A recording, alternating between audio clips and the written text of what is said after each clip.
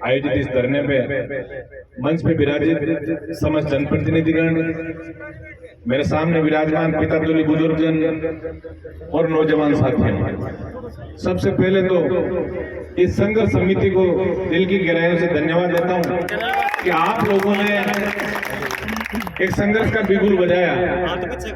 अभी कल रात को ही जब मैं बीकानेर कोई कार्यक्रम आया हुआ था और यहाँ के संघर्ष समिति के भाइयों ने मुझे ये कहा कि हमारे यहाँ धरना प्रदर्शन का कार्यक्रम चल रहा है और आपको आना है।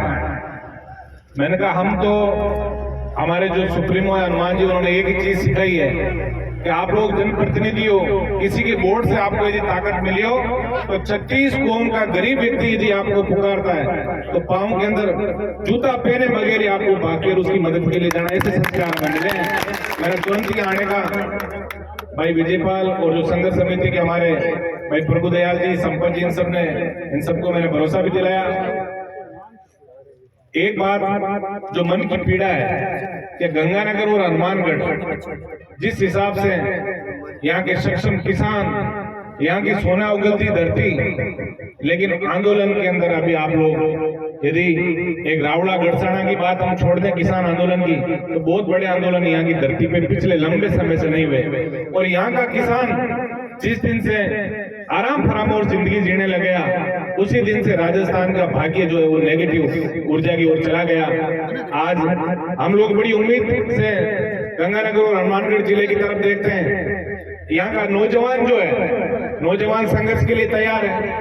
अभी जो पूर्व वक्ताओं ने सारी बातें कही कि यहाँ पुलिस जो है वो टोल की मदद कर रही है। देखिए, जो हमारे बुजुर्ग जो थे, तुलसीदास जी को उस टाइम ही पता लग गया जब उन्होंने रामायण लिखी कि समर्थ को ना दोषों घुसाई। कितनी बड़ी बात उन्होंने लिखी। उनको पता था कि बेईमानों का राज इस देश के अंदर आएगा। समर्थ लोगों को दोष नहीं है, गरीब के पक्ष में कोई नहीं है। लेकिन मैं आपको भरोसा दिला के जाना चाहता हूँ, अभी रास्ते के अंदर हनुमान जी आज दिल्ली से कोई चाउंडिया एक्साइज का प्रोग्राम था, उसमें आए थे, तो उन्होंने यही कहा कि पूरा जो वहाँ का धरना प्रदर्शन का जो कार्यक्रम चल रहा है, वहाँ की जो संघर्ष समिति है, पूरा आश्वस्त उनको करके आना कि राष्ट्रीय लोकतांत्रिक पार्टी का एक कार्यकर्ता भी जिस दिन धरने पे बैठता है, उस दिन जब तक न्याय नहीं मिलता हम लोग उस धरने से नहीं उठते।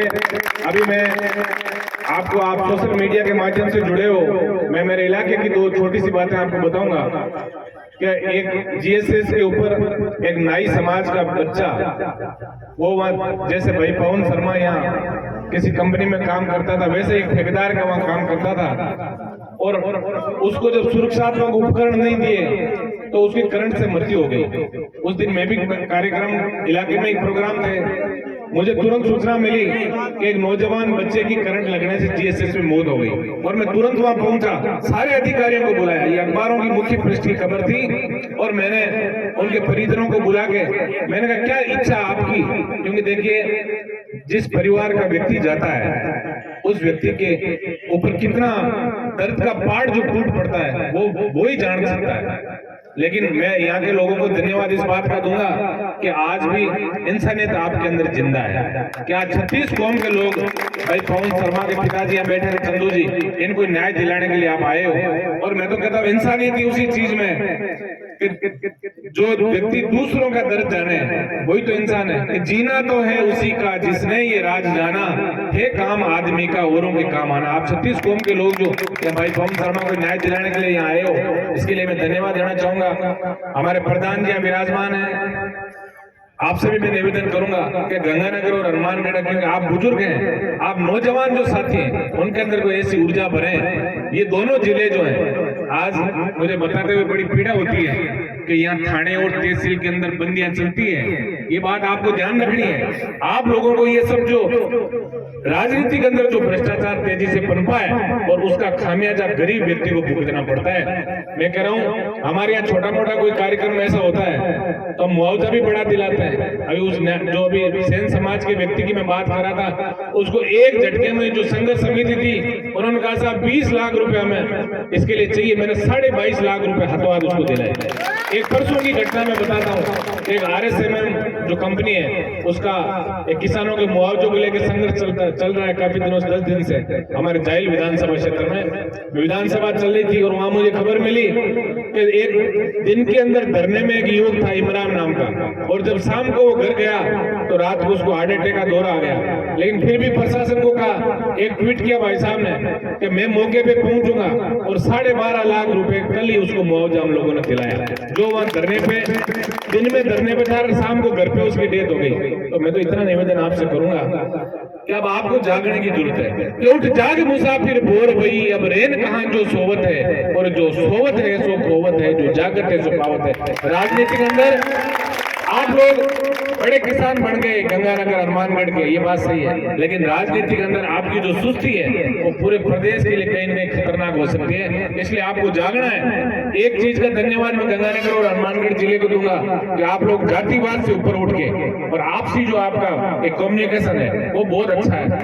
इस चीज को आप सही दिशा के अंदर ले जाओ, अच्छे जनप्रतिनिधि आप चुनो, और उसके बाद किसी टोल और प्रशासन के लोगों की मजाल नहीं जो आपके साथ अन्याय करते हैं। अभी जैसे भाई विजयपाल बता रहा था, ये बात सही है, हमारे क्षेत्र में जितने भी टोल निकल रहे हैं वैसे तो भगवान की दया से शुरू ही नहीं हुए, क्योंकि हम टोल मुक्त राजस्थान की परिकल्पना यदि किसी ने की तो हनुमान बेनीवाल जी हैं। उन्होंने ये कहा कि जब हम वाहन खरीदते हैं, एक फॉर्च्यूनर गाड़ी यदि हम 30-35 लाख की खरीदते हैं तो 5 लाख रुपए सरकार में पहले कागजों के जमा कराता है। जब हम रोड टैक्स दे रहे हैं तो फिर टोल टैक्स किस बात का? लेकिन सरकार में बैठी गूंगी बेरी सरकार है, ये लोग नहीं समझते गरीब की व्यथा, ये हमेशा पूंजीपतियों के पक्ष में खड़े मिलते हैं। उसके बावजूद भी पहले किसान आंदोलन और उसके बाद लंबे हमारे लोकल आंदोलनों से टोल बंद ही रहे। आज जब टोल जो छोटे मोटे चल रहे हैं, 20-22 किलोमीटर की परिधि में जितने भी गांव हैं वो आपको सिर्फ गांव का नाम ही बताना है, उसके बाद वो टोल नहीं ले सकते, ये नियम है। तो आपसे इतना मैं निवेदन करूंगा, जितने ऊर्जावान साथी आप लोग बैठे हैं,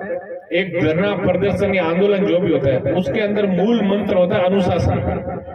अनुशासित तरीके से यदि आप सही दिशा के अंदर अपना कोई आंदोलन कर रहे हो तो निश्चित रूप से समय उसमें हो सकता है 1 दिन लग जाए, 2 दिन लग जाए, 4 दिन लग जाए, लेकिन जीत हमेशा आंदोलनकारियों की हुई इस लोकतंत्र के अंदर। इतना मैं आपको भरोसा दिलाना चाहता हूँ।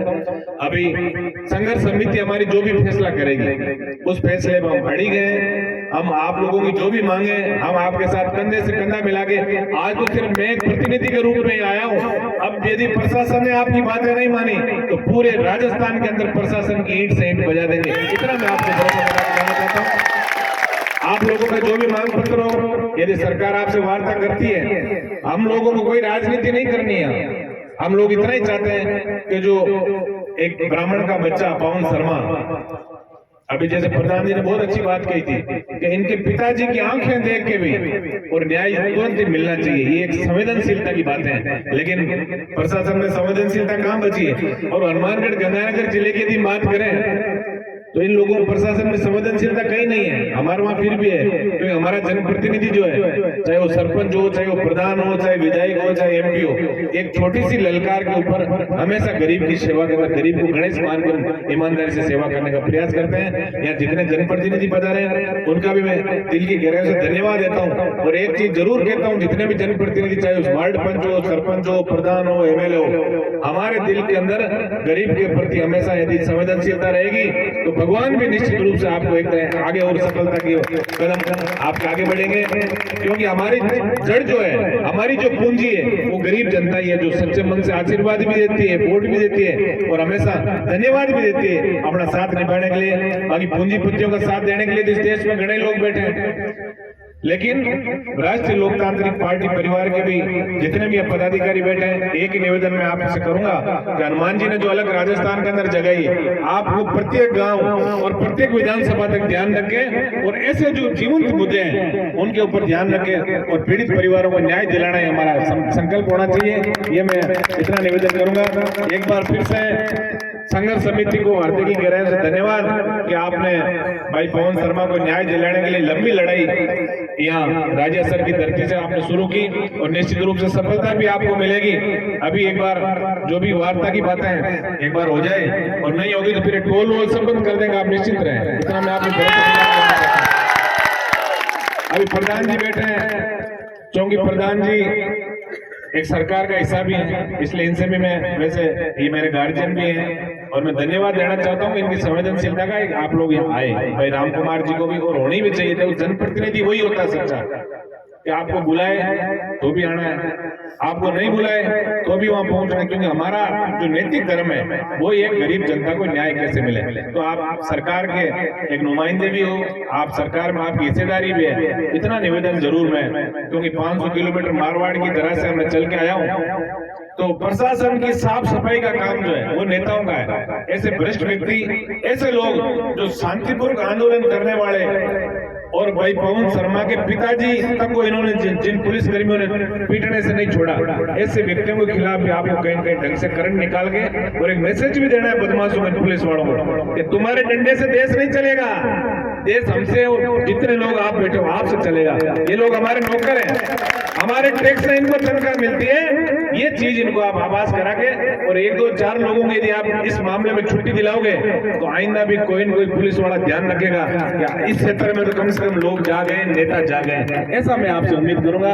एक बार पुनः इस धरने में 36 कौम के लोग जो आप विराजमान हो, मेरे पिता तुल्य बुजुर्गजन और विशेषकर नौजवान साथियों से, देखिए नौजवान साथियों से मैं विशेष अपील ये करूंगा, इस देश में जो गंदगी फैली है और विशेषकर इस प्रदेश में, आज कहाँ हमारा प्रदेश जो इसके अंदर अपराध के अंदर 23वें 24वें पायदान पे वो करता था, अभी आपने देखा है विधानसभा चल रही थी, आंकड़े चल रहे थे कि अपना प्रदेश जो है अपराध के अंदर पहले नंबर पे आ गया। तो इन सब की चीज की सफाई करने का जिम्मा भी आपका ही है कि भगत सिंह की भूमिका में इस प्रदेश को भी हम सबको मिलकर ठीक करना है। ऐसे मैं आपसे उम्मीद करूंगा।